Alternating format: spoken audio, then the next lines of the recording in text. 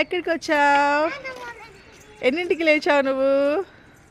ఎన్నింటికి 6-4కా? ఎప్పుడైనా లేచావా హైదరాబాద్లో? చాలా చలిగా ఉందండి, మంచు వస్తుంది, ఒక పక్కన సూర్యుడు వస్తున్నాడు. సో ఎంత హ్యాపీగా ఉందో విన్ని. ఈ క్లైమేట్ అసలు మనం అక్కడ మేము చూడడానికి కూడా ఉండదండి, ఎందుకంటే లేచేటప్పటికి 8:30, 9, 8 తర్వాతే లేస్తుంది విన్ని. అయితే 9:30కి స్కూల్ దానికి. సో ఎవ్రీడే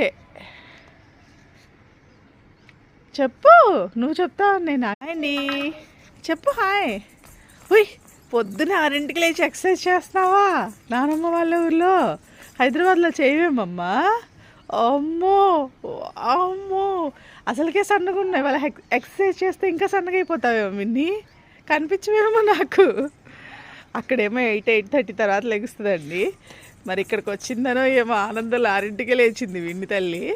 సో చూసా